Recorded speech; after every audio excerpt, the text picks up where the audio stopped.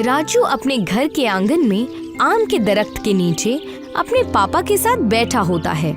अब्बू, आप पुराने जमाने के चालाक हो सकते हैं, लेकिन आज की चालाकी का मतलब है पैसा और दिमाग से पैसा कमाने वाला आइडिया।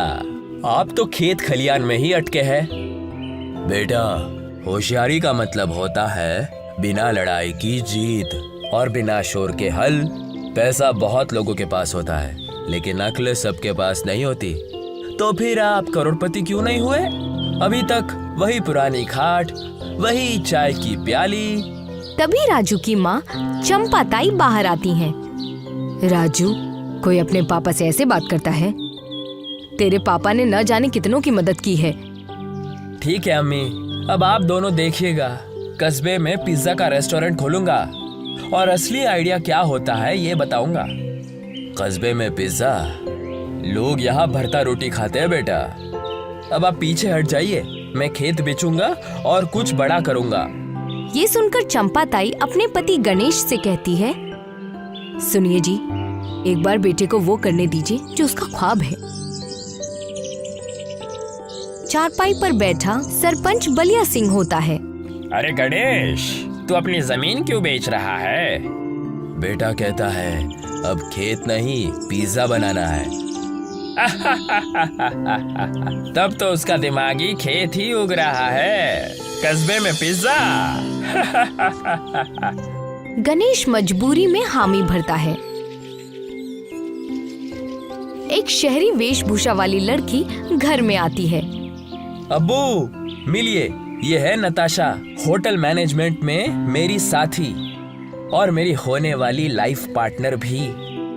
अरे बेटा, शादी से पहले लड़की लड़के के घर नहीं रहती। शाम को मंदिर में गणेश और चंपा ताई राजू और नताशा की शादी करवा देते हैं। एक चमचमाता विदेशी स्टाइल में रेस्टोरेंट तैयार हो चुका होता है। राजू, अब वक्त है एक आलीशान रेस्टोरेंट चलाने का। ये कस्बे की सोच बदलने वाला कदम होगा। रेस्टोरेंट में हलचल होती है। नौजवान ग्राहक पिज्जा खा रहे होते हैं। बड़े शहर वाला जायका लग रहा है। ये सब तो बढ़िया है, लेकिन कुछ भारी सा लग रहा है। अगर ऊपर भरता होता ना, तब असली मजा आता। 2-3 दिन की भीड़ के बाद ग्राहक आना बंद कर देते हैं। राजू और नताशा हिसाब किताब कर रहे होते हैं।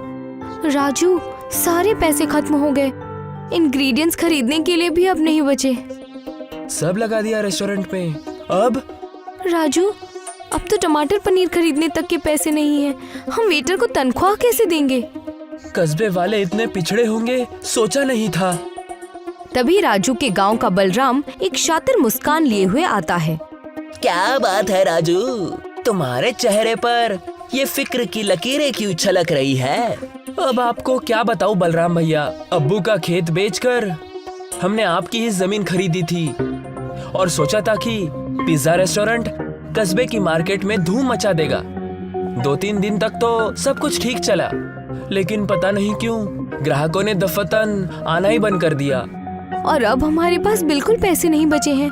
मेरा तो सोच सोचकर दिमाग खराब हुआ जा रहा है कि अब हम क्या करेंगे, कि अब क्या होगा। अरे फिक्र क्यों करते हो राजू, एक काम करो, तुम मुझसे पैसे उधार ले लो। नहीं बलराम भैया, नहीं। अरे राजू बाबू, परेशान क्यों हो, ले लो उधार। जब रेस्टोरेंट चलेगा तब दे देना, ब्याज व्याज नहीं।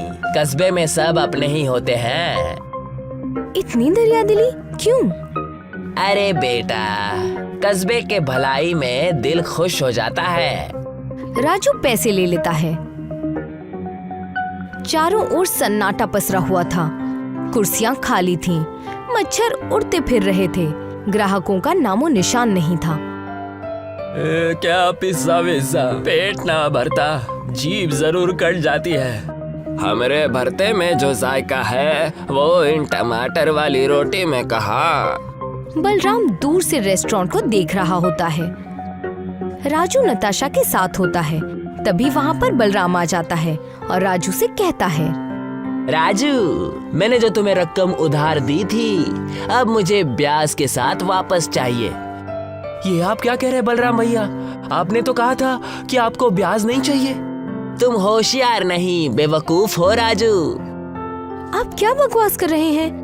मैं हमेशा राजू के अब्बू गणेश से अंदर ही अंदर जलता था, क्योंकि कस्बे में गणेश के होशियारी का ही बोलबाला है। जब मुझे पता चला कि गणेश का बेटा राजू कस्बे में अपने अब्बू का खेत बेचकर रेस्टोरेंट खोलने जा रहा है, और वो भी पिज्जा का, तो फिर मैं समझ गया कि बेटा अब्बू की नैया डुबो देगा और बहती गंगा में मैं भी हाथ दूंगा।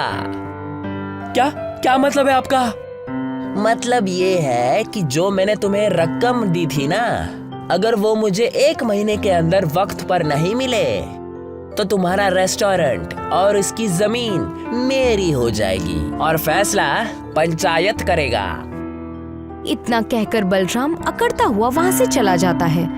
बलराम के वहाँ से जाते ही राजू का पापा गणेश सिर झुकाए अंदर आता है। तुमने जो भी कहा मैंने सब सुन लिया। जब तुमने रेस्टोरेंट बनाने के लिए बलराम की जमीन खरीदने की बात करी थी, मैंने तभी तुम्हें मना कर दिया था, लेकिन तुम माने ही नहीं। और तो और तुमने मुझसे पूछे बगैर उससे उधारी ले ली। मैं तुम्हें कब से बताना चाह रहा था कि बलराम अंदर ही अंदर मुझसे जलता है। ये तुम्हें नुकसान पहुंचाने की जरूर कोशिश करेगा। अब ठीक कह रहे हो अब्बू, अब कुछ नहीं बचा। बलराम ब्याज के साथ पैसे मांग रहा है। 1 महीने में नहीं लौटाए तो रेस्टोरेंट भी जाएगा और शायद घर भी।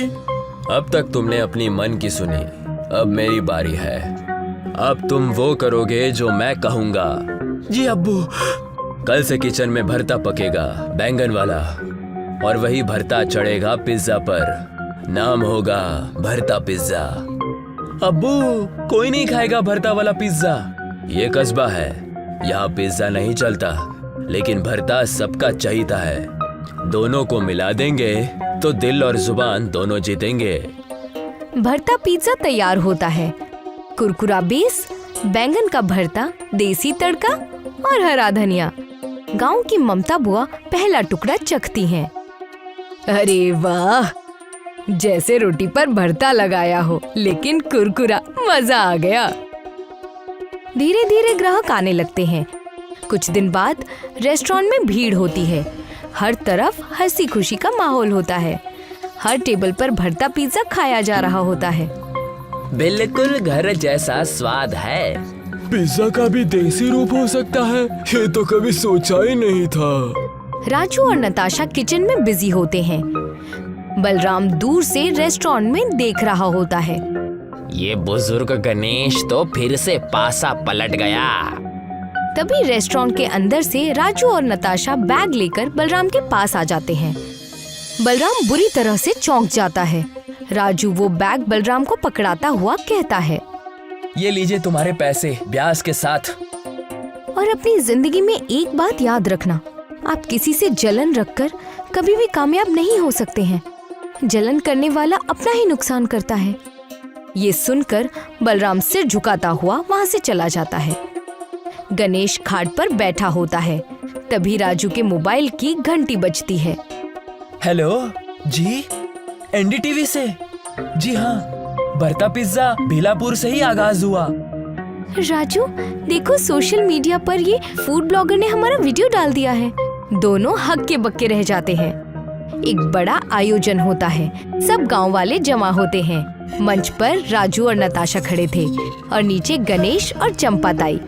चंपाताई राजू के पास आती है। बेटा, अब तुझे समझ आया ना होशियारी का मतलब? हाँ अम्मी, अब समझ गया कि असल बिजनेस वो है जो दिल से किया जाए, और अब्बू से बड़ा बिजनेस गुरु मैंने आज तक कोई नहीं देखा। इतना बोलकर राजू सभी गांव वालों की ओर देखकर कहता है, मेरे अब्बू गणेश प्रसाद सिर्फ एक होशियार किसान नहीं है, वो एक विजनरी है।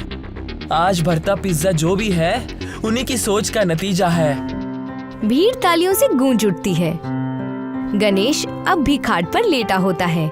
बच्चे खेलते हुए रेस्टोरेंट से निकलते हैं। दूर भरता पिज्जा का बोर्ड चमक रहा होता है।